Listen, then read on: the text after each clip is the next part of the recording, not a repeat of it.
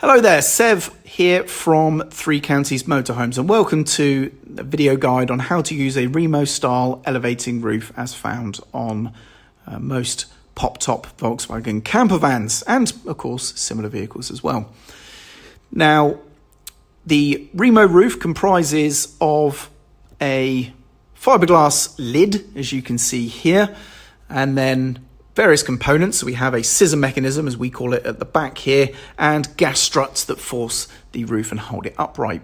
There is also the canvas bag, as you can see, and that is essentially the core of the roof itself. Now, with regards to sealing from water and weather, that's what the canvas bag does. A lot of people confuse this rubber trim all the way around the roof section itself for being a water seal. It's actually not. That's designed to protect the roof and the van from each other. That's what provides the sort of barrier between the two. And of course, when it's up like this, it's not really doing anything. But when it's closed, that rubber lip is protecting those two from each other, preventing any sort of rubbing, scratching, noise, all that kind of stuff. But for weatherproofing, it's all on the canvas bag. When raising or lowering the roof, there is a lot of air that needs to move. When you're raising the roof, a lot of air needs to go in, and when you're closing the roof, a lot of air needs to come out. So it's very important that you have, as a minimum, the sliding door open. That way, the air has somewhere to come in and to go. Now, when lowering the roof, of course, you need to make sure that door's open, but you do run the risk of the canvas bag getting trapped in this mechanism as the roof closes.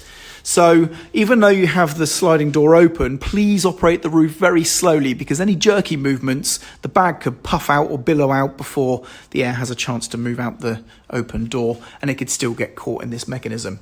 Now, most canvas bags on these roofs do have this elasticated section. This runs here right the way around the back and the same up the other side, and it serves two jobs. One is to pull the material away from the scissor mechanism, when the roof is closing, but it also helps gather in the back, because if you have a roof bed in your elevating roof, which this particular model does, then when you're closing, you're not able to access the back by hand, and so that is going to do the job of gathering the back end material in for you. So let's now talk about how we raise and lower the roof.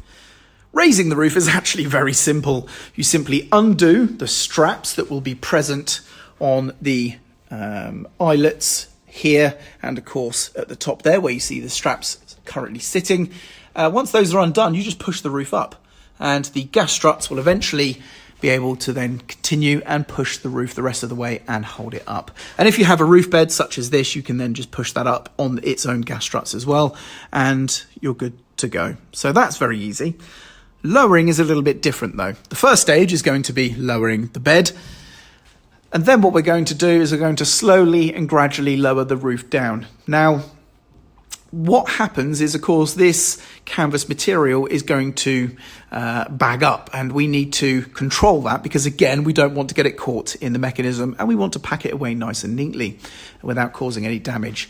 So what we're going to do is basically pull the canvas sides in, but what we're going to try and achieve is a V shape like this. We don't want the canvas to bag in a sort of mess down. We want it to be pulled in this way and go that way to the bottom. Okay, this will make much more sense when you see it as I do it shortly in the video.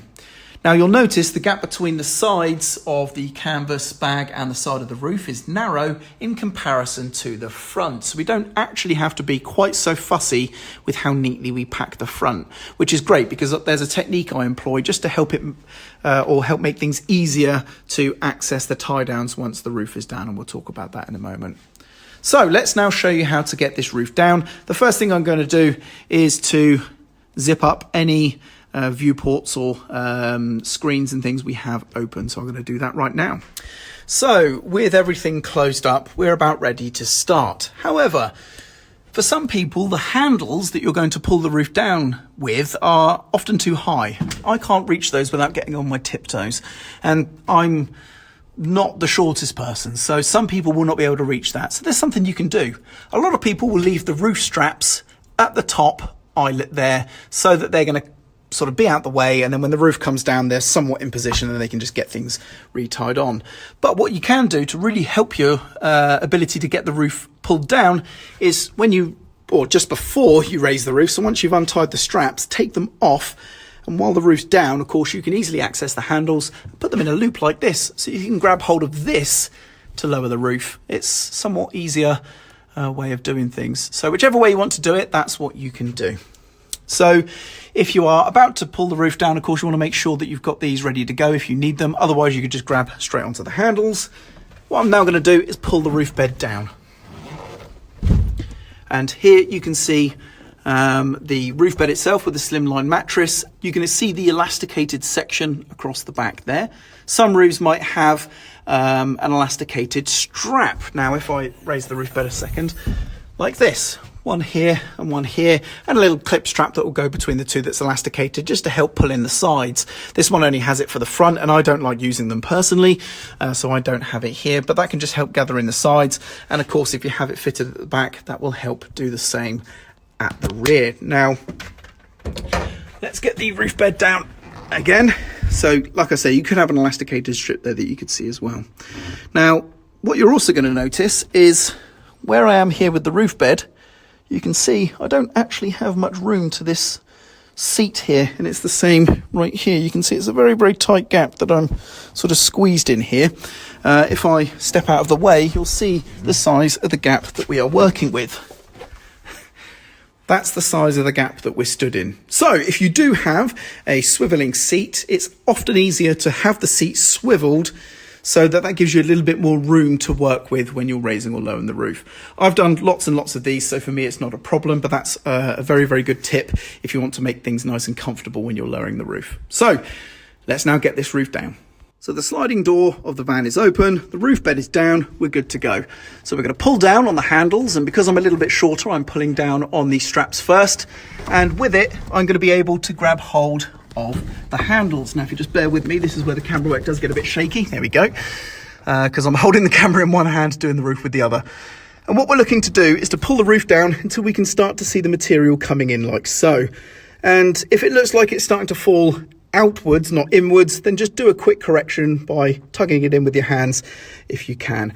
Otherwise, we're going to continue to pull down, bear with me, whilst I operate this one-handedly. Ooh, there we go. We're going to pull down until we get to, this is very shaky camera work, I do apologise, this sort of position, which is the balance point. The roof neither wants to go up or down. And at this stage, what I can do is I can hold the roof with one hand and I can pull in like so. Hopefully you can see that. I'm just giving the canvas a nice big tug. That's that V shape I said about that you can see there, hopefully.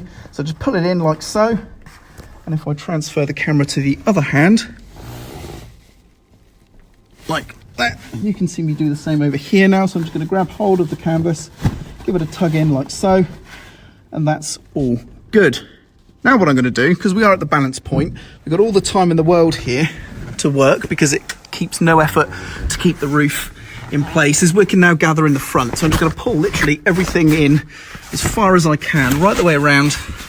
So I've got as much of the material pulled in as I can. And then what I'm going to do is I'm just going to roll it back out the way a little bit. Just a little bit, like so.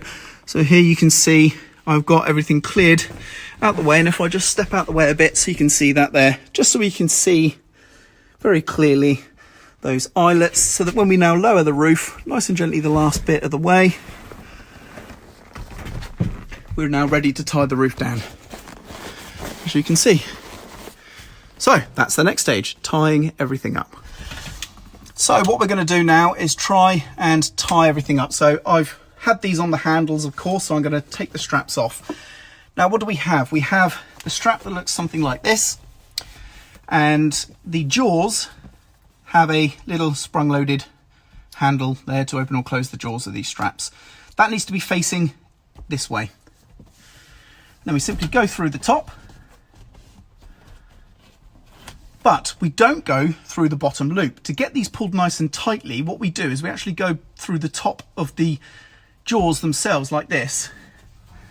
Then we go back through the top eyelet. If I can grab it with my fingers coming through the other side. It's a bit fiddly. There we go. And then through the bottom. Okay, so we have like a double up loop like so. Now, if yours straps have this large bit of stitched excess here, just pull everything tight and guide that excess through the top loop.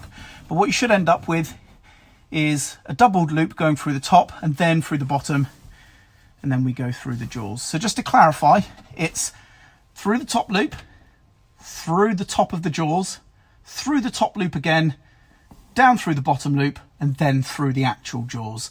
And then we can just pull the whole thing nice and tight. Okay, now the next thing we need to do is just to give a bit of security. If these jaws were to slip, obviously the roof could come up. So to prevent that, what we do, or to have a safety measure if that does happen, is to go around the back of the strap through the loop we've just created like that, but we don't pull it tight. But basically, if the jaws were to slip, this would bite tight and prevent everything coming undone. And then we can just tuck the excess away, finish packing up and tucking away any excess roof material, and that's it. So there you go, you can now clearly see both roof straps nice and tight and everything packed away. And that's basically it. That's how you get one of these roofs down. It's nice and easy, but hopefully that video has explained everything and now you know how to use your elevating roof. I'm Sev, and thank you very much for watching.